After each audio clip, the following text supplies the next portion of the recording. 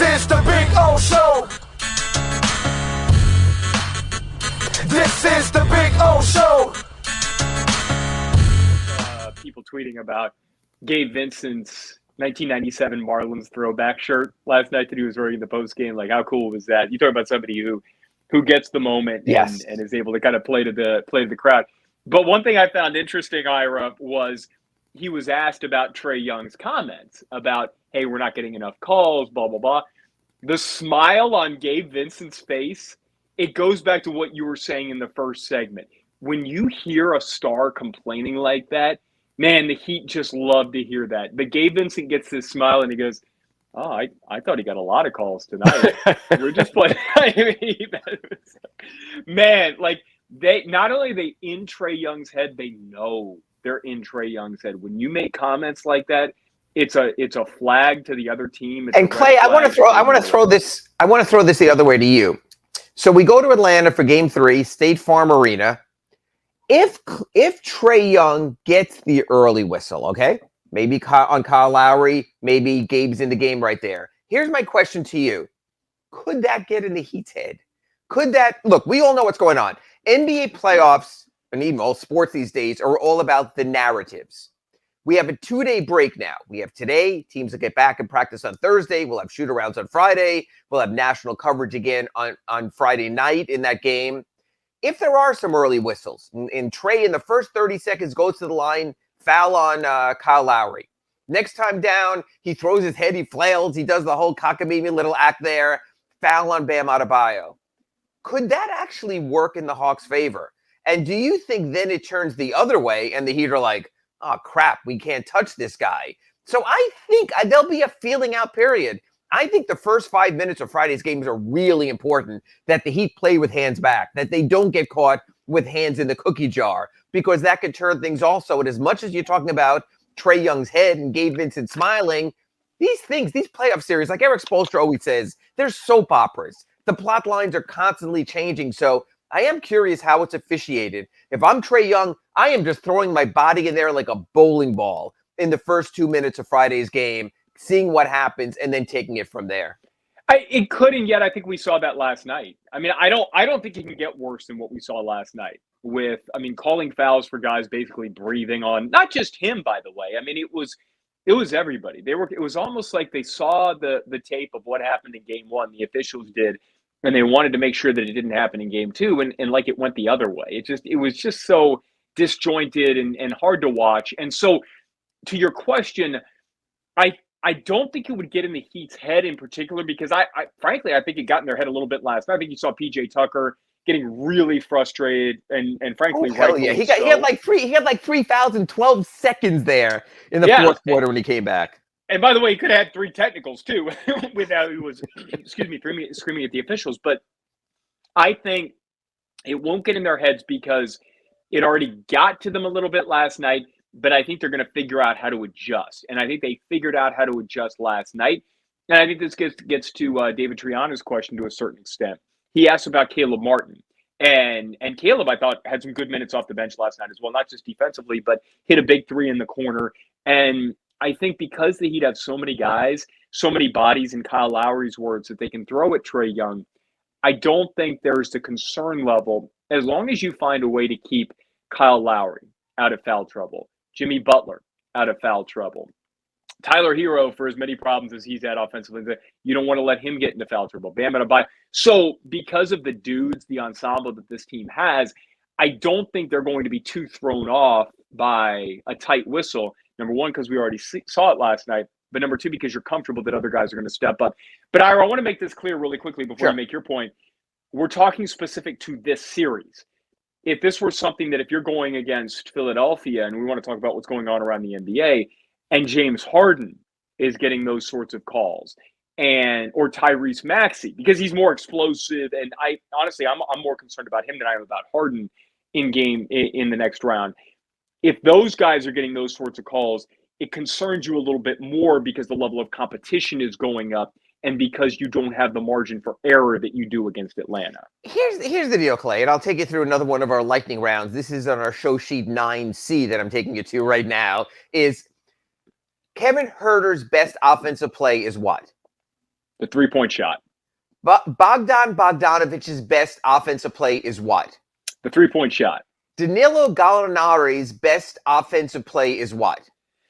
The 3-point shot, unless the Heat are putting Kyle Lowry on him, which I thought was really interesting last night. To try to F him up a little bit. So what I'm saying is, when you're talking about a whistle, except for Trae Young, and even sometimes with Trae Young from the logo, that's their shot. You don't get a lot of fouls in a tight whistle game on three-pointers. You might get the kick-out leg one way or the other, but that's part of it also. Then you look at Jimmy Butler, attack mode. Bam when at his best, attack mode. Kyle Lowry when he's at his best, attack mode. Tyler Hero this season, I wrote about it at Sun Sentinel and sunsentinel.com, how he's muscled up. His best game, attack mode. Caleb Martin, the soaring dunks when he goes in there, attack mode. That's part of it also. The lack of whistle and the lack of respect is who the Hawks are, because all of their best players are winning with the three-pointer, so you are who you are. So basically what Trae Young is saying is, wow, we have a really screwed up mix of roster right now because we all do the same thing and only do one thing. That's the variety of the Heat. The Heat were the best three-point shooting team in the NBA by percentage of the season, but they also can play in attack mode. So the only way Atlanta turns it is if John Collins at 70% with the finger and the toe injury comes around. DeAndre Hunter was very good at points last night. Maybe he needs to get the ball a little bit more. But I think the Hawks have to shift it a little. They have to get away from settling for the three, even when they're going in and playing more in attack mode. Look, the one thing about Nate McMillan throughout his career, and that's the reason that he was fired as soon as they lost to the Heat in the first round in Indiana in 2020, was he's not a great playoff coach. Was the playoffs that he always produces these really good regular season records, and then it goes south. Last year was the exception with the Hawks getting to the Eastern Conference Finals. Can Nate McMillan adjust during this series, or is Nate simply who he mostly has been during his career? That's what makes Game 3 on Friday interesting as well. Yeah, and to your point about the Hawks, and again, this is where we're going to kind of transition into talking about the rest of the NBA. Sure. When you're playing against the Hawks, I think the Heat as a team in all these playoff series, by the way, not just against the Heat, are going to be better when the officials let stuff go. When they allow the Heat to play their physical brand of basketball like they did in Game 1. If the officials are letting stuff go, you're going to get the results like you did in Game 1, where the Heat just blow the Hawks off the floor.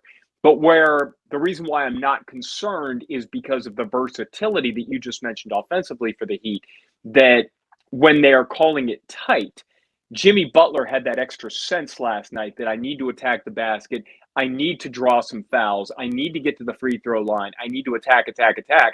And they have the ability to be versatile like that I don't think the Hawks do. To where even where they're not allowing the Heat to be physical with Atlanta doesn't necessarily have the ability to do that for long stretches of time, to where I think you're not going to be concerned about them coming back and making this a series.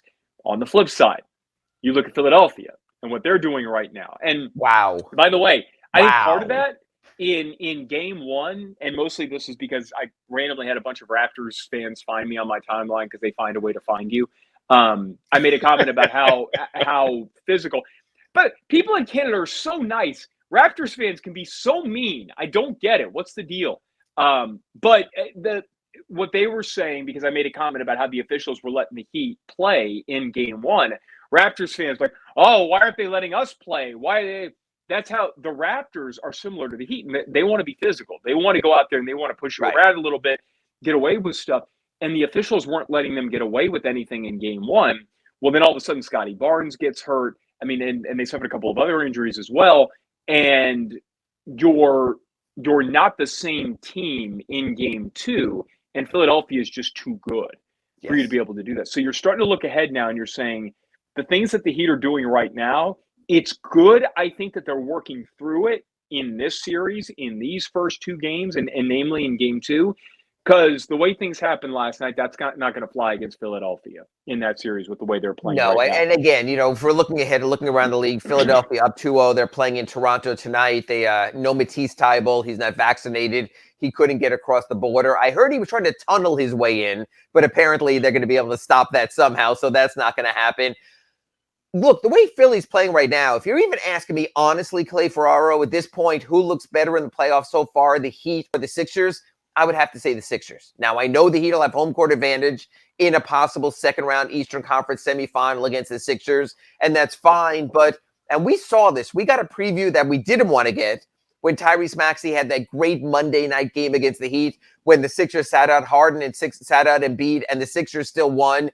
If Tyrese Maxey plays at this level, for you and I, having spent the first 40 minutes of our Slomin's Home Security Inside the Paint talking about the Heat's ensemble talent, the depth of talent for the Sixers becomes so much greater when Maxey is playing that way. That all of a sudden, James Harden can be a third wheel, or if Tobias Harris is playing well, a fourth wheel. And based on James Harden's playoff past, that's probably a good thing for them right now. Again, if you can go 4 deep like that, with players like that, with Maxey playing that way, that's going to be a hell of a series against the Heat, because you know Embiid's going to be MVP level dominant. He is. He has been every time he stepped on the court this season. That changes things. It might come down to the Spoelstra versus Rivers. I know I'm getting ahead of myself, Clay, but after watching those first 2 Sixers games, Clay, they look like a team that absolutely is at the top of their game right now. Yeah, and you could say, okay, every game, and we'll go back to what we said in the last segment, you have to look at every game on its face and take them all as one game. In game 1, I'm going to take Raptors fans' words for it that apparently they weren't letting the Raptors breathe on anybody. In game 2, because you have the Scotty Barnes injury, and they're just key contributors that were out for Toronto.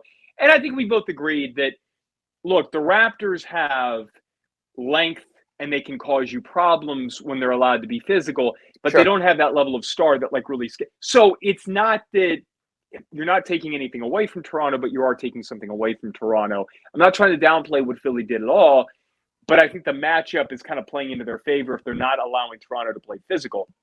I will say this, I may not get a whole lot right on this show. I got the Tyrese Maxey thing right. Yes. I mean, he's the guy that scares you for this reason.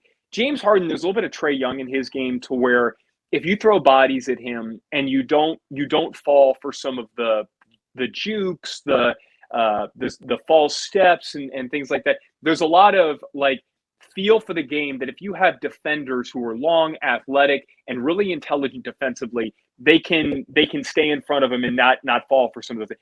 Tyrese Maxey is pure athleticism, getting a step on you.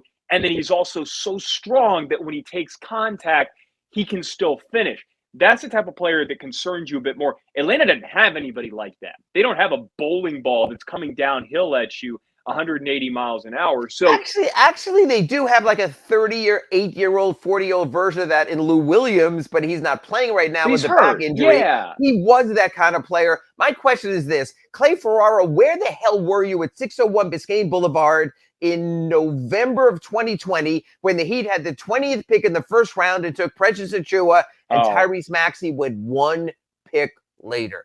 The players taken after Precious, whether it's Tyrese Maxey or even Desmond Bane, who went at the end of the first round there. You can see for all these people, you draft in the 20s, it doesn't matter. It does matter. Now, Precious helped get you Kyle Lowry.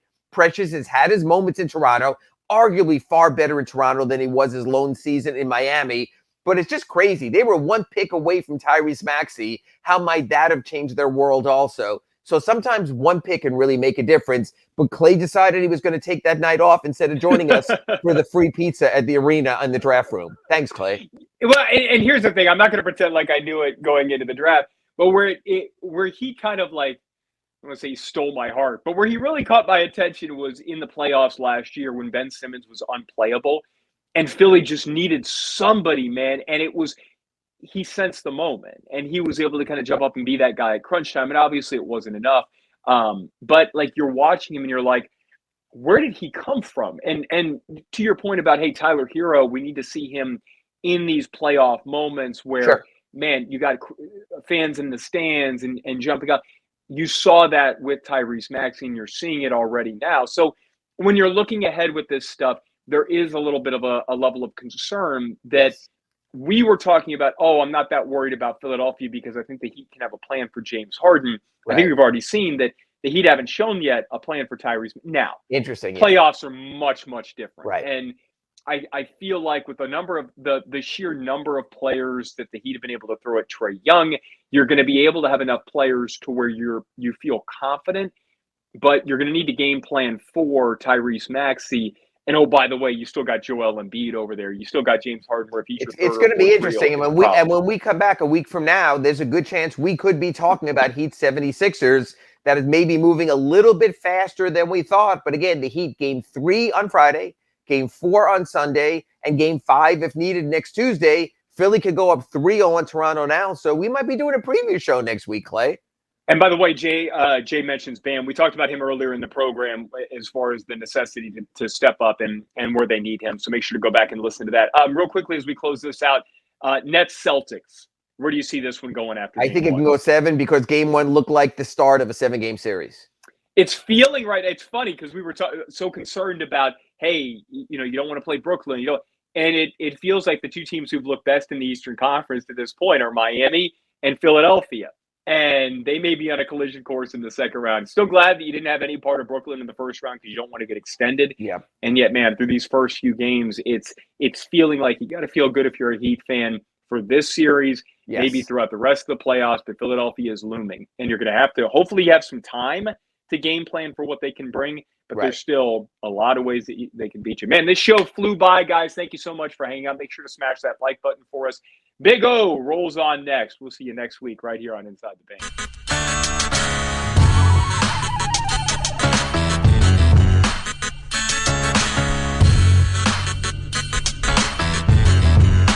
This is the Big O Show. This is the Big O Show.